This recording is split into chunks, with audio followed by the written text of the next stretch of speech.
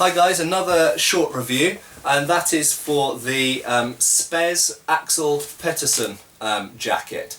This is essentially become the benchmark jacket for HEMA sparring and competition, especially with steel weapons. With nylon weapons you probably don't need something as bulky or protective as this, but essentially it is based on a gambeson. It is essentially a modernised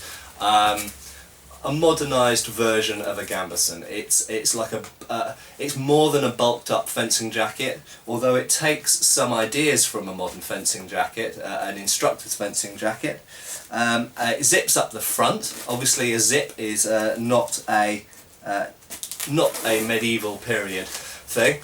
And it zips up like that, nice and easy. You can do it yourself. Some jackets zip up at the back or have complicated ways of putting them on. This is nice and easy. You can put it on yourself really quickly, and it velcros nice and close into the neck. Has neck protection around there which goes under your mask, gives good protection at the sides, good protection at the front. It will go over a gorget fairly easily, but equally you can wear a gorget over it pretty easily. It's got a good level of padding. I personally very rarely add any extra protection other than a plastron underneath, which is really a stab vest in case of a broken blade penetrating. But I very rarely add any other protection on top, such as arm guards or elbow guards. I rarely feel the need to these days in my club sparring. If I was fighting in a tournament, I would probably go for forearm and elbow guards as well, but that was probably all I would add to it. Important features of this jacket compared to a fencing jacket is that, like a medieval gambeson or a jupon, they have a gusset in the arm.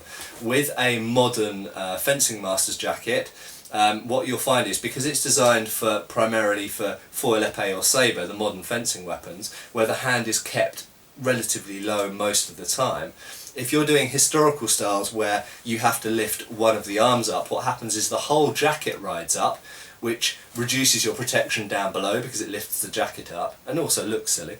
And it also makes the jacket ride up under your mask and push your mask up and into your neck, which is not a good thing. Okay, so this arm mobility is fantastic, really good. And the level of padding, as I mentioned, all over is pretty good. There's not much padding on the back, but unless you're running away, hopefully you don't need it.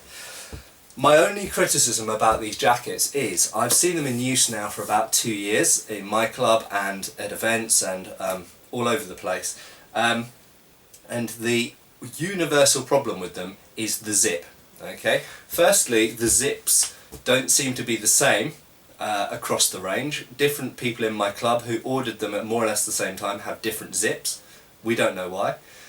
Some of the zips are better than others, and unfortunately some of the zips have broken, and they don't always break in the same way either.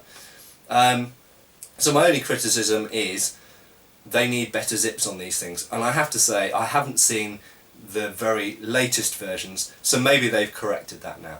But otherwise it's a fantastic jacket and well worth the money, and they last well and you can wash them and they look pretty cool. Thank you.